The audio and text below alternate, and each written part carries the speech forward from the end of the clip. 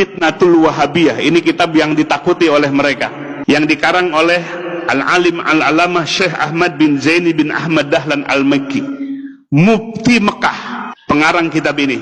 Inilah yang menjadi guru ulamanya yang di Indonesia.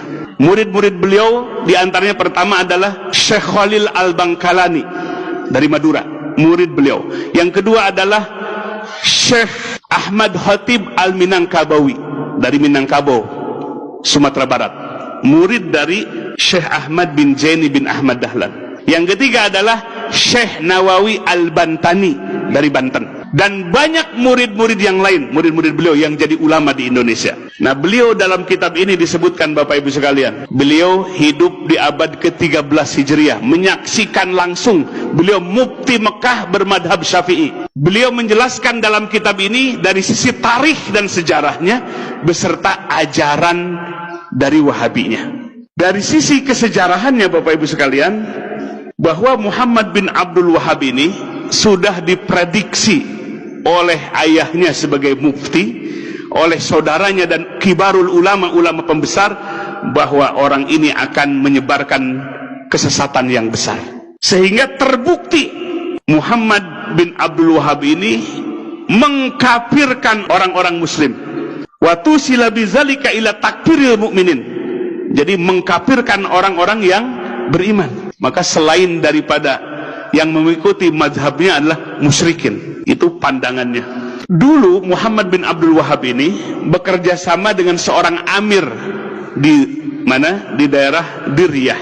Ya, Diryah itu di sekarang Saudi Arabia, di Najd. Ya, bekerja sama dengan seorang amir Ad-Diryah, namanya adalah Muhammad bin Saud, sehingga negaranya sekarang disebut Saudi Arabia.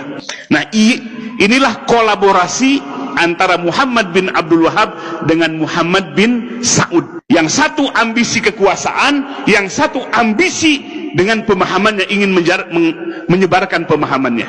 Sehingga di dalam sejarah, dalam kitab Fitnatul Wahabiyah ini, jumlahnya tidak terhitung yang dibunuh oleh pemahaman ini, dengan jumlah yang sangat banyak, karena memadukan kolaborasi antara penguasa dengan orang yang menyebarkan madhab Wahabi ini. Jumlahnya tidak bisa dihitung. Di Taif, di Jeddah, di Mekah, banyak manusia yang meninggal. Bahkan terakhir, Bapak Ibu sekalian, ketika merebut Hijaz Mekah dan Madinah, mereka menggunakan senjata Inggris untuk membunuh kaum muslimin. Maka disebutkan dalam kitab ini, musibah terbesar yang menimpa umat Islam sepanjang sejarah umat Islam adalah fitnahnya Wahabi ini. Maka sekarang, Bapak Ibu sekalian, mereka ganti kulit, nggak mau disebut Wahabi, maunya disebut Salafi. Padahal paham yang mereka pelajari dan kitab-kitab inilah yang mereka pelajari semua. Jadi Bapak Ibu sekalian, ini sungguh memprihatinkan. Kenapa? Karena mereka menggunakan pemahaman seperti ini. Pemahaman yang merusak, yang membelah-belah kekuatan umat Islam, yang memecah belah kaum muslimin. Kaum muslimin disebut orang musyrik, bahkan lebih syirik dibandingkan dengan Abu Jahal dan Abu Lahab.